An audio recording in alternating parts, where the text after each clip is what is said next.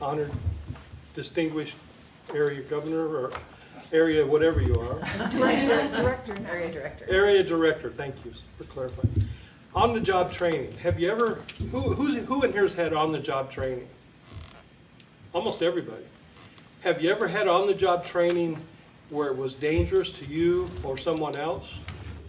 Anyone? A couple? Three? Well, I got to tell you a story. I'm a storyteller. And this story is about me back in 1970 with on-the-job training. I was going to college in Helena, Montana, and I took a job as a taxi driver, so I was able to get a chauffeur's license. Events happened that I had to leave Montana. I won't discuss those today, but I had to go back to Iowa to my home. But I left a girlfriend in Montana. And those of you that know me know I don't like to leave a woman somewhere. I like my women.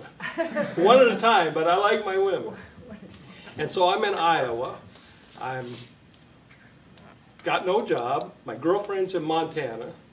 And all of a sudden, I applied for several jobs. All of a sudden, I got this job. The guy said, "Can you drive a truck?" I said, "Sure." It's a semi-truck. It's loaded with sand spreaders. And these are things that go in the back of dump trucks. And they spread the sand and the salt on the cold, icy highways. And so it was a flatbed truck with 8 of these loaded up on it. It was parked in their lot like this, at a right angle, in the ice. This was January, in the ice, and I couldn't get it started. You drive a truck? Yeah, I know how. Couldn't get it started. Didn't know how to release the air brake. But my goal wasn't to drive that truck and make money, although that was important. My goal was to get out there and see that girlfriend. The truck was going to Montana. It was going to North Dakota, South Dakota, Montana. So I'm like, that sounds like a winner to me. God answers prayer. We all know that, right?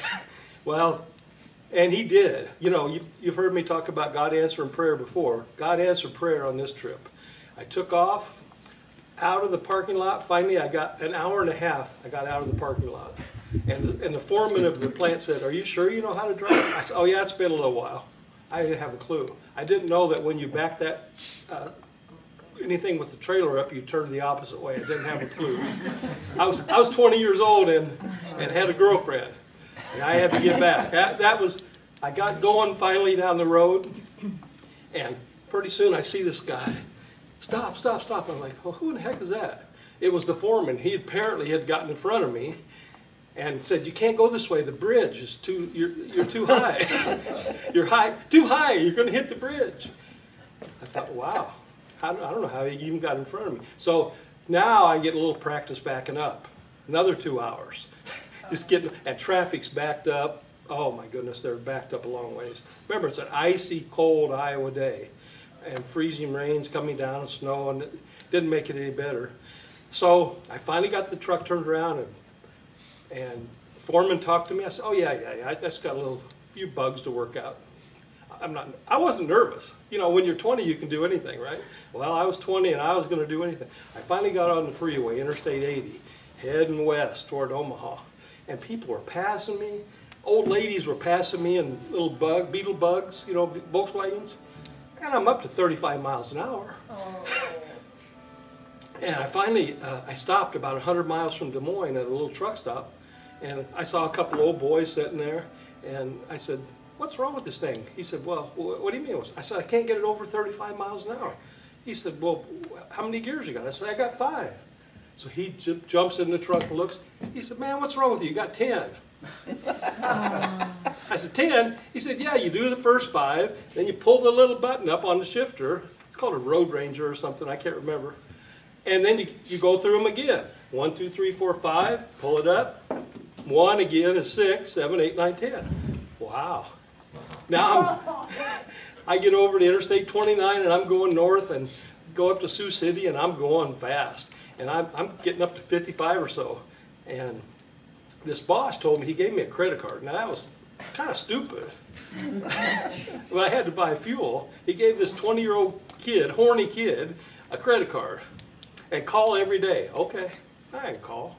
I'm not calling him. I got into South Dakota and I went to the Department of Transportation and those kind of places and dropped off my loads. Didn't know how the chains worked to cinch them down. I said, can you guys help me unload this? Yeah, yeah. Every rest area I came to, I backed up. I practiced backing up. I was like this, doing the hula, backing up. Finally, I got it where I was straight. Every rest area, every single one. In South Dakota, I hit. And I'm pretty good at backing up now. I get all these done. I get to Montana. I pick up the girlfriend. She said, can I bring my friend? I said, yeah. Now I got two. God is good, I told you. And I got a sleeper truck. And I said, I got to go to Missoula, Montana from Helena. Who knows, who's been in Montana? Anybody? Well, the way to get from Helena to Missoula, there's two ways. You can go around, go through Butte. It's like a L shape. You got to go around the mountain. Or you can go across the mountain, McDonald Pass. Well, I've driven that many times. So I take off going up over McDonald Pass, and there's no cars, there's no trucks, there's nothing. And I stopped, when you first get there, there's a place you can stop and get water, fresh spring water, and I got like 2 gallons of it. And I drank it, and I drank it, and I drank it. And that was kind of a mistake. Because I go up this mountain, and everything's fine. Those girls got loud music on, and they're having fun. All of a sudden, I get to the top, and there's black ice, and there's freezing rain. And I'm going down, and when you shift a semi-truck, you don't shift it like you do a car. You have to double clutch. Well, I didn't quite know that yet. I wasn't quite that educated. So I got it stuck between gears. I'm going down the mountain, and I keep going, and I keep going, and every time I'd hit the brake, the truck would jackknife. And so I'd let off the brake, and it'd straighten up. This was 20 miles. 20 miles of this going down. I was probably going 60, 65 at some points. And I'm going down the mountain, and I'm praying, and you girls shut up, they're screaming, and I'm like, just shut up. And I'm praying, I'm like, Lord, now's the time.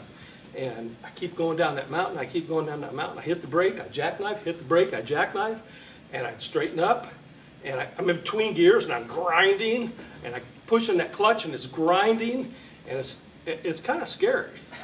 Yeah, It's kind of scary. And I'm almost out of time. I guess I'm going to finish the story and forget about the time.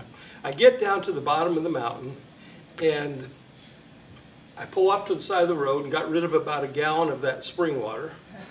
And I'm completely frozen by the time I get back in. I mean, the freezing rain. I drive on into Missoula, park at my buddy's house. His dad came out the next morning and said, what are you doing with that big semi-truck in this residential area? Yeah, I want to see your son, Sammy.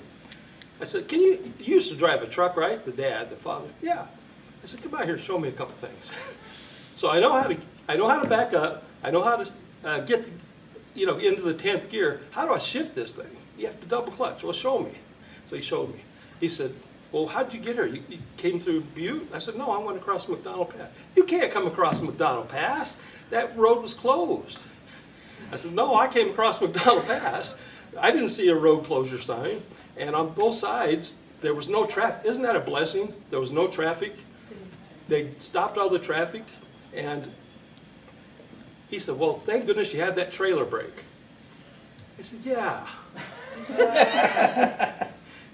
Tell me about that.